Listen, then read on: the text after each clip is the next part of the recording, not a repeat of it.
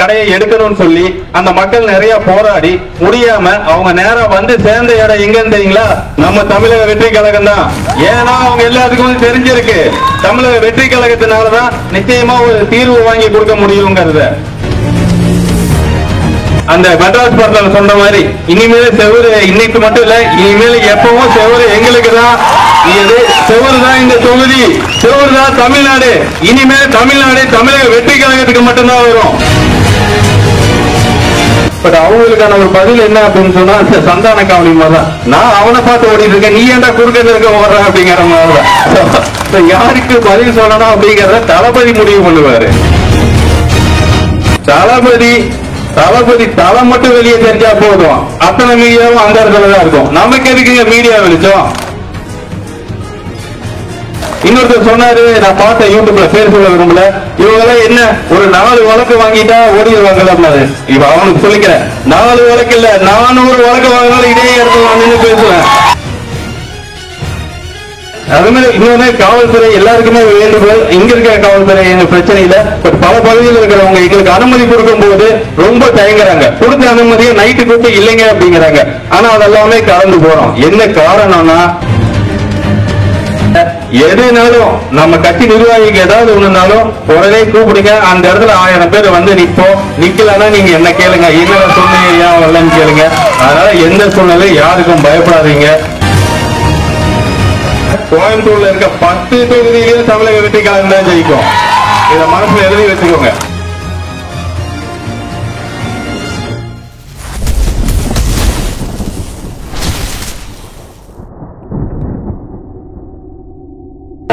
முதல்ல நான் பேசுறதுக்கு முன்னாடியே மணி பிரதர் சொன்னாரு, பிரதர் நீங்க பேசுறீங்களா அப்படின்னாரு.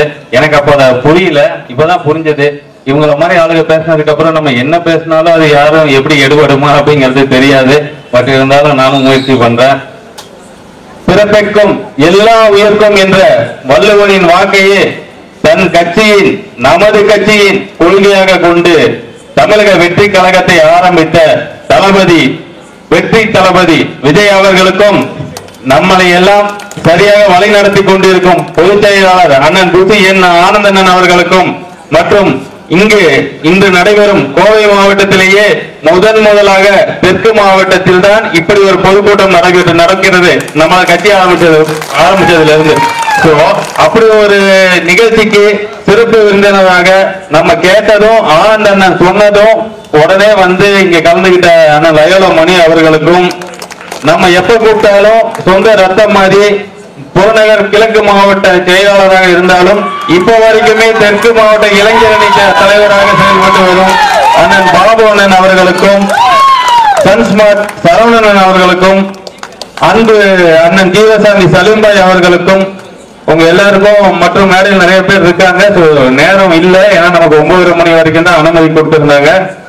அதுக்குள்ள முடிக்கணுங்கிறதுனால மற்ற மேடையில் இருக்கும் முக்கிய நிர்வாகிகளுக்கு எல்லாத்துக்கும் என்னோட மனமார்ந்த நன்றியை தெரிவிச்சுக்கிறேன். நான் வந்து சொல்ல வேண்டியதை சும்மா ரொம்ப கம்மியா சொல்லி முடிச்சிடுறேன்.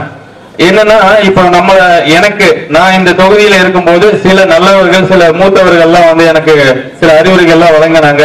தம்பி நம்ம வந்து ஒரு மாதிரி கவனமா செயல்படணும், பார்த்துதான் பேசணும் அப்படின்னாங்க. நாங்க பார்த்துலாம் பேச மாட்டோம், தளபதிய என்ன சொல்றாரோ அப்படியே செய்யக்கூடிய ஒரு செயல் வீரர்கள் தான் கோவை தெற்கு மாவட்ட நிர்வாகிகள். நான் இந்த நேரத்தில் அவங்களுக்கு அன்போடு தெரிவிச்சுக்கிறேன். என்ன அப்படின்னா, அவங்க சொன்னாங்க, கோயம்புத்தூர்னா பெரிய பெரிய ஆளுமைகள் இருக்கு அப்படின்னாங்க. அந்த பெரிய ஆளுமைகள் தொடங்கும் போது ஒரு புள்ளியில இருந்து தொடங்கி இருப்பாங்கல்ல, அந்த புள்ளியில தான் இப்ப நாங்களும் நின்றுட்டு இருக்கோம். எழுதி வச்சுக்கோங்க. ஒரு மீட்டிங்ல ஒருத்தர் சொன்னாரு, இன்னும் ஒரு 50 வருஷம் கழிச்சு அந்த ஆளுமைகள் வரிசையில நாங்க தான் இங்க இருப்போம், நாங்க மட்டும்தான் இருப்போம் அப்படிங்கறத இங்க தெரிவிச்சுக்கிறோம். யாருமே எடுத்தோடனே தானா வரப்போறது இல்ல, இறங்கி இறங்கி வேலை செஞ்சுதான் வராங்க. அந்த மாதிரி அவங்க செய்யற வேலைகள் எல்லாம் விட ரொம்ப தீவிரமா வேலை செஞ்சுட்டு இருக்கோம். என்ன காரணம் அப்படின்னு சொன்னா, இன்னைக்கு காலையில எட்டிமர பகுதியில் இருக்கிற ஒரு மது ஆலய அந்த கடையை எடுக்கணும்னு சொல்லி அந்த மக்கள் நிறைய போராடி முடியாம அவங்க நேரம் வந்து சேர்ந்த இடம் எங்கன்னு தெரியுங்களா? நம்ம தமிழக வெற்றி கழகம் தான்.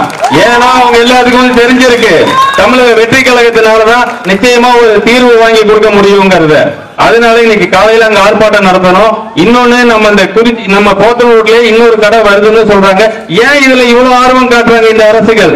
எத்தனையோ விஷயங்கள் இருக்கு. இங்க எத்தனையோ இடத்துல சாலைகள் இல்ல. இந்த மாற்றமலை ரோட்ல 2 மாசமா 1.5 மாசமா குழிய தோண்டி போட்டு ரோடு போடுற சாக்கடை தோண்ட நான் வந்த வருஷத்துல இருந்து அதான் பண்ணிட்டு இருக்காங்க.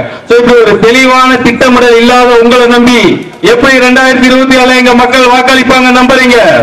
இப்பவே அண்ணன் லயோலா மணி சொன்ன மாதிரி உங்களுக்கு ஓய்வு அறிவிச்சாச்சு.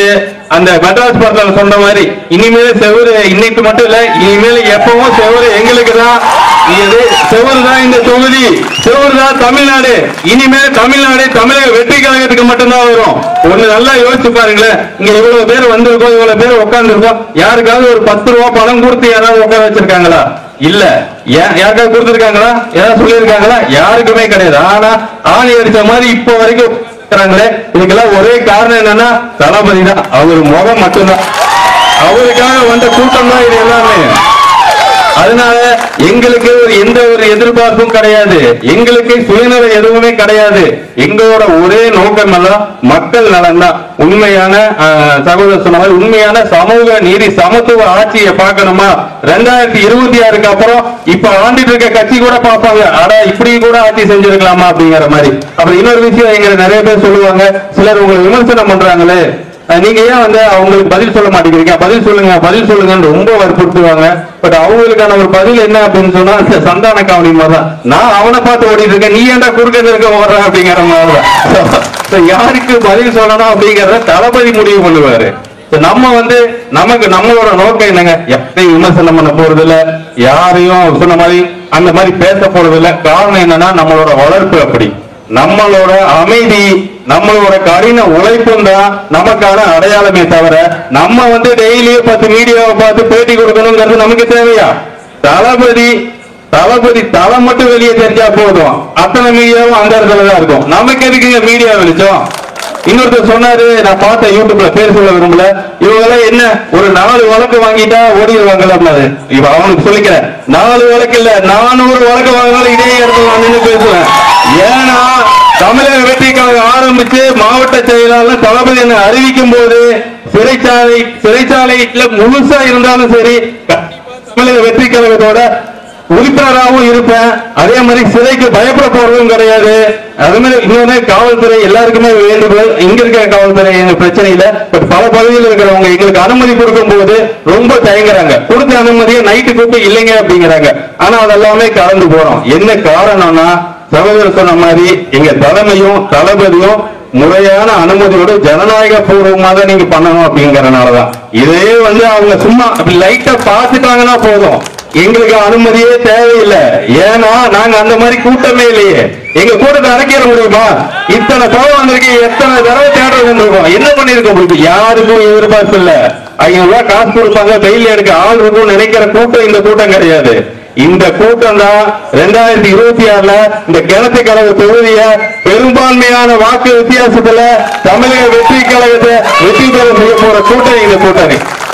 எனக்கு உண்மையாவது நான் வந்து எப்படியாவது நீங்க ஒரு 1/2 மணி நேரத்துக்கு மேல பேசணும்னு நினைச்சிருந்தேன். பட் ஆனா நேரம் இல்லையா. அப்புறம் இன்னொன்னு, நீங்க எல்லாம் இவ்வளவு நேரம் இருக்கிறத பார்க்க எனக்கே கஷ்டமா இருந்துச்சு. ஏன்னா நம்ம யாருக்குமே அந்த பழக்கம் இல்லையில.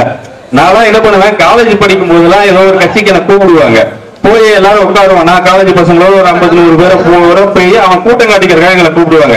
அப்படி உட்காரும் போது என்ன பண்ணுவோம் அப்படின்னா, பேச ஆரம்பிச்ச 10 நிமிஷத்துல அப்படி சத்தம்லாம் வச்சு சந்துக்குள்ள போயிடுவோம். கடைசியில பார்த்தா பாதி சேர் காலியா தான் இருக்கும். ஆனா இப்ப வரைக்கும் அப்படியே உட்கார்ந்து இருக்கீங்க அப்படின்னு நினைக்கும் போது ரொம்ப சந்தோஷமா இருக்கு. நம்மளோட வெற்றி உறுதி செய்யப்பட்ட வெற்றி. அடுத்து எப்படி புரட்சி தலைவர் எம்ஜிஆர் அவர்கள் இறுதி வரை ஆட்சியில் இருந்தாரோ அதே போல தமிழக வெற்றி கழகம் 2026 ஆட்சியில் அமர்ந்தால் கிட்டத்தட்ட 30 ஆண்டுகளுக்கு மேலாக நம்மளோட ஆட்சி தாங்க நடக்கும். அதனால எல்லாரும் தைரியமா இருங்க, எந்த ஒரு விஷயத்துக்கும் பயப்படாதீங்க. எதுனாலும் நம்ம கட்சி நிர்வாகிக்கு ஏதாவது ஒண்ணுனாலும் உடனே கூப்பிடுங்க. அந்த இடத்துல 1000 பேர் வந்து நிப்போம். நிக்கலன்னா நீங்க என்ன கேளுங்க, என்ன சொன்னீங்க ஏன் வரலன்னு கேளுங்க. அதனால எந்த சூழ்நிலையும் யாருக்கும் பயப்படாதீங்க. நிச்சயமா 2026ல இந்த கிணத்து கடவு, பொள்ளாச்சி, வால்பாறை மட்டும் கிடையாதுங்க, கோயம்புத்தூர்ல இருக்க 10 தொகுதியிலும் தமிழக வெற்றி கழகம் தான் ஜெயிக்கும். இத மனசுல எழுதி வச்சுக்கோங்க. நம்மளை எதிர்க்கிறவங்க நிச்சயம் பயப்படணும். ஆனா இவங்க ஏதோ யோசிக்காம இவ்வளவு தூரம் வந்துட்டாங்களே, நம்ம எதிர்க்கிறவங்க ஒவ்வொருத்தரும் பயப்படுற மாதிரி நம்மளோட பணிகள் இருக்கும். அடுத்த 10 மாசம் நமக்கு ஓய்வு கிடையாது, தொடர்ந்து உழைச்சிட்டே தான் இருப்போம். அதுக்கு உங்க ஒத்துழைப்பு எல்லாம் வேணும். இன்னைக்கு வந்து மகளிர் அணி எல்லாத்துக்கும் நன்றி. மகளிர் அணி எல்லாருக்கும் வணக்கம். அந்த பிரியா எல்லாம் பாத்தீங்கன்னா தளபதி இந்த மாநாட்டுல ரொம்ப அழுதாங்க. இவங்க எல்லாம் அவங்களா கூப்பிட்டு கேட்டு வந்தாங்க. இதே மத்த கட்சினா ஒரு 500 ரூபாய் கொடுத்து வாங்கன்னு கூப்பிடுவாங்க. இங்க இருக்க யாருமே வந்து கூப்பிடாம வந்தாங்க. இன்னும் சில பேர் பொள்ளாச்சியில இருந்து எல்லாம் வந்திருக்காங்க. சோ எவ்வளவு கஷ்டமா இருக்கு. இன்னைக்கு ஞாயிற்றுக்கிழமை, இன்னைக்கு சந்தோஷமா வீட்டுல ஏதாவது சாப்பிட்டு டிவி பார்த்துட்டு இருக்கிற நாள்ல கூட தளபதிக்காக வந்து இங்க உட்கார்றாங்க அப்படின்னா அதுதாங்க உண்மையான அன்பு.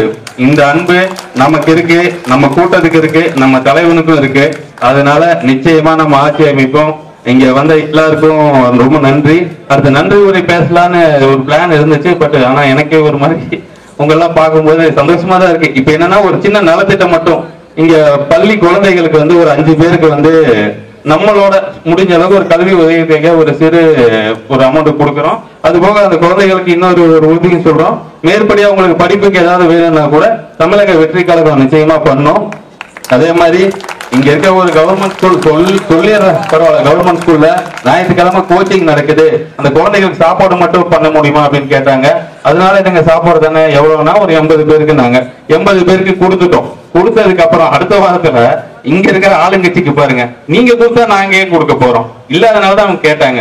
நீங்க எப்படி போய் அவங்க கிட்ட கேட்கலாம் அப்படின்னு சொல்லி அவங்களுக்கு ஒரு அழுத்தம். அவங்க இல்லைங்க இந்த மாதிரி திட்டுறாங்க அப்படிங்கிறாங்க. இந்த மாதிரி நம்ம செய்ய வேண்டிய சின்ன சின்ன ஒரு உதவிகளை கூட தடுக்கிறாங்க. தயவு செஞ்சு அவங்களுக்கு ஒரு வேண்டுகோள், நீங்க தடுங்க, பரவாயில்ல, நாங்க செய்ய வேணாம்னு சொல்லுங்க, செய்யல. ஆனா அதை நீங்க செய்யுங்க. நீங்க யாராவது ஒருத்தர் செய்யுங்க. ஏன்னா அந்த குழந்தைங்க பட்னியோட இருக்கக்கூடாது இல்ல. அவங்க எல்லாம் படிக்கிற குழந்தைங்க, நாளைய தலைவர்கள், நாளைய தலைமுறை அவங்க தானே. அதனால அதை என்னோட வேண்டுகோளா இங்க வச்சுக்கிறேன்.